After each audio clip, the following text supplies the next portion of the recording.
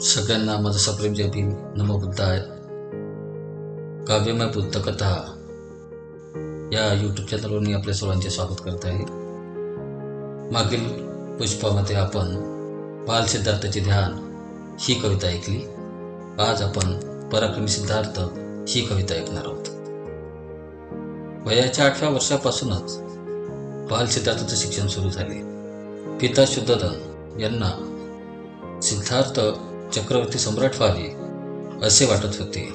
त्यामुळे त्यांना चांगल्या प्रकारचे उच्च शिक्षण मिळावे, ज्यामध्ये युद्धकला, वेदांगे, भाषाशास्त्र, व्याकरणशास्त्र यासारख्याही कला त्यांना अवगत व्हाव्या, ते पारंगत व्हावे यासाठी ते प्रयास करायचे. त्यासाठी त्यांनी सब्बमित्त नावाचे गुरु त्यांचे नेमले होते आणि सब्बमित्त या गुरूंच्या मार्गदर्शनाखाली सिद्धार्थाचे शिक्षण सुरू झालं. सिद्धार्थ हे वेदांगे, उपनिषदे यामध्ये पारंगत होतेच, त्याचप्रमाणे युद्धकलेमध्ये सुद्धा ते पारंगत झाले होते.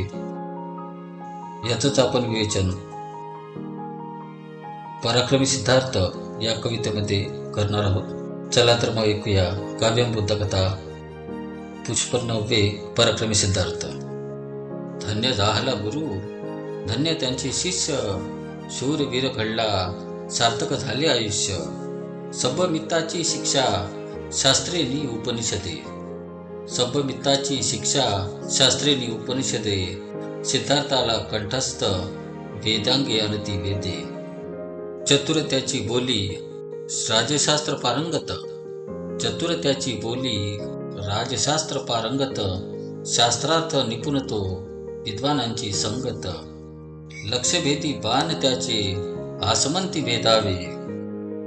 सिद्धार्थ गौतम ज्याप्रमाणे वेदांगे उपनिषदे यामध्ये पारंगत होते, त्याचप्रमाणे ते अस्त्रकलेमध्ये सुद्धा पारंगत होते.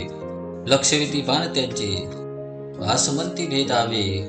हाती धनुष्य धरता सर्वांगी थरथरावे.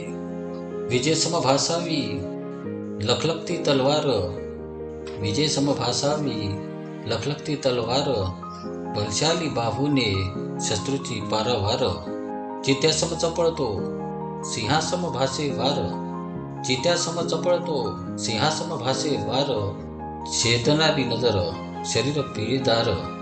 युद्ध कलेत निपुण ऐसा प्रतिस्पर्धी थरथरावे. युद्ध कलेत निपुण ऐसा प्रतिस्पर्धी थरथरावे. पुरुषार्थ बघून त्याचा देवराजही नमावे. पराक्रमी ऐसा शिष्य महान गुरूंना भेटला. पराक्रमी ऐसा शिष्य महान गुरूंना भेटला. कर्तृत्व त्याचे पाहुणे पिताही सुखावला. कर्तृत्व त्याचे पाहुणे पिताही सुखावला. धन्यवाद मित्रांनो.